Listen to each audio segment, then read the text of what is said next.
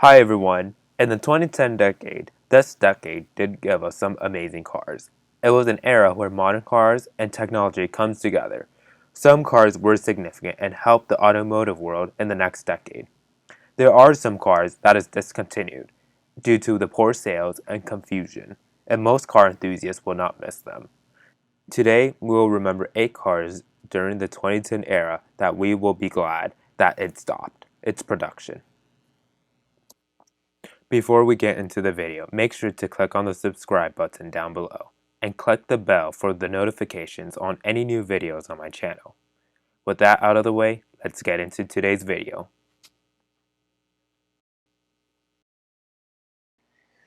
Number 1. The Nissan Murano Cross Cabriolet. In 2002, Nissan introduced the Murano, which was a mid-sized crossover SUV. In the second generation, Nissan decided to introduce a convertible version. It was marketed as the world's first all-wheel drive crossover convertible, which debuted in the 2010 Los Angeles Auto Show.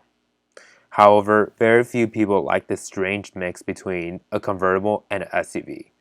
This $45,000 car was slow and was not advanced at its time, and costly for a Nissan.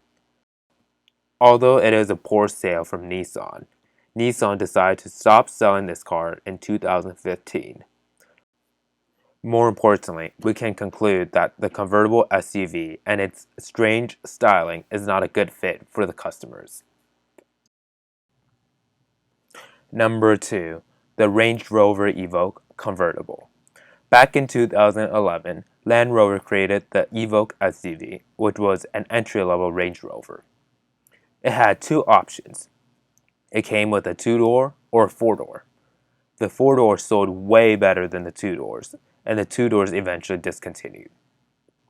Although Range Rover wanted to have a coupe version of the SUV, Range Rover decided to make another step and make a convertible version of the 2-door coupe.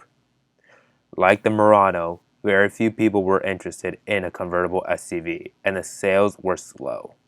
What is worse is the price that could exceed up to $70,000 with options. Although this is another strange SUV in production, but like the Murano, we can conclude that convertible SUVs is not the best way to approach people, especially when SUV is a big market. Number 3. The BMW 3 Series Gran Turismo. One of BMW's icon is the 3 Series, and it is one of the best-selling cars BMW sells for more than 30 years. In 2013, BMW introduced the Gran Turismo, which was considered a fastback, a mix between a coupe and a hatchback. BMW already has the 5 Series Gran Turismo, and it's not a good seller. During this time, the 3 Series came in an option for a sedan and an estate. If people wanted to buy a coupe, then people would choose to buy the 4 Series. However, the 3 Series Gran Turismo was in a strange space, since both the sedans and estates were selling very well, both in the US and internationally. The Gran Turismo was imaged to be a sporty version of an estate version, but failed to capture it. Its weird styling, small rear seats, and its slow performance made people purchase the estate version if they wanted a bigger car. Around 2019, BMW decided to stop selling the 3 Series Gran Turismo. Number 4. The VW Phaeton. Mercedes has the S-Class. BMW has the 7 Series. And Audi has the A8. In the early 2000s, Volkswagen decided to enter the full-size luxury sedan market in the US with the Phaeton. There was an option for this car with a W12 engine, shared with the Bentley Continental, and had an option to have a V10 diesel, which was the most powerful diesel engine at its time. In 2 years, though, the sales were poor in the US due to its confusion of the badge and poor reliability. Many of the customers who are interested in this car market want to have a luxurious brand, but the Volkswagen badge seems like a mass-produced car with a standard quality.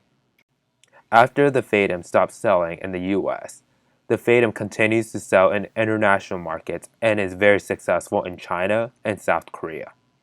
However, in Europe, the Phaeton still does not sell well, even though it had similar technology from the Audi A8. In 2016, the Phaeton was discontinued due to its poor sales and confusion of the image. Today, though, there is a similar replacement model in China called the Phaeton, which is a mix between parts of the Audi A6 and the Audi A8. Number 5. The Aston Martin Cygnet.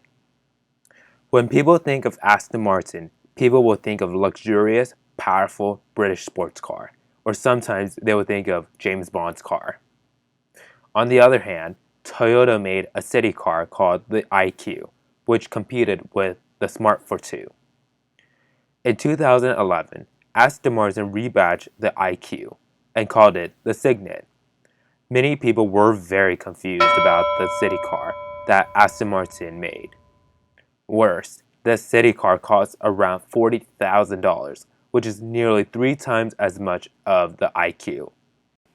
Aston Martin made several refinements for this car, such as the leather sports seats.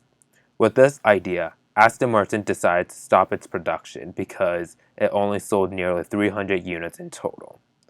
Few Aston Martin supercar lovers or the general will consider this car a good value or a good looking car to buy, since this car is not an image what people would think of Aston Martin. Number 6. The Cadillac ELR. In 2014, Cadillac decided to make a luxurious electric coupe using parts similar to the Chevrolet Volt, which is one of the best-selling electric cars that Chevrolet made. Although the ELR does look modern, sleek for an electric car, but the figures was not good. To start off, the car cost around $75,000 because it was a Cadillac, meaning it was very luxurious. However, a lot of the parts they used was very similar to the Chevrolet Volt. Worst, since this is an electric car, it only had 39 miles in range. Clearly, this car did not communicate with the public well that a luxurious American electric car was not worth the money. In total, it sold under 3,000 units and ended its production in 2016 due to its poor sale and the high cost. Number 7. The Smart Fortwo. In Europe, the Smart Fortwo is aimed to be a small compact car for the city.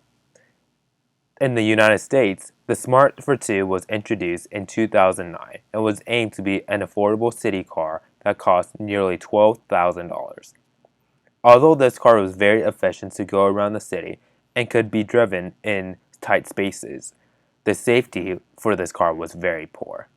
Its low performance, small practical trunk, and the lack of safety was a way that people did not want to buy this car, especially in the US, where freeway is the main way for commuting.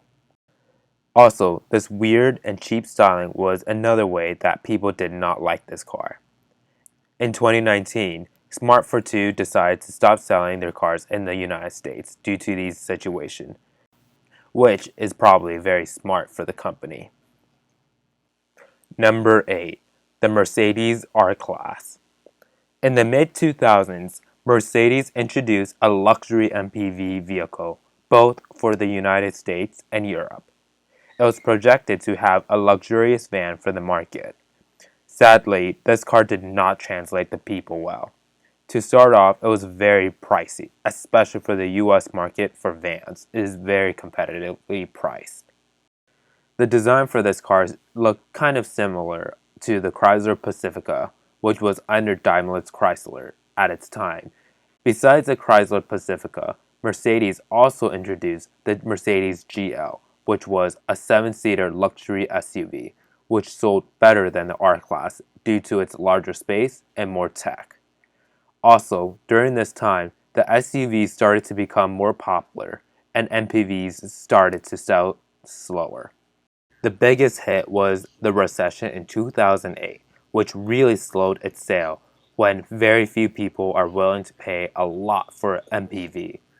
With these reasons, and around 2012, the Mercedes R-Class stopped its production in the United States and Europe. So there you have it. What are your thoughts on my list? Make sure to share your thoughts in the comment section down below. If you enjoyed this video, make sure to hit that thumbs up button. If you haven't already, please make sure to check out my other videos. And as always, please make sure to click on the subscribe button down below and click the bell for the notifications on any new videos on my channel. Thank you.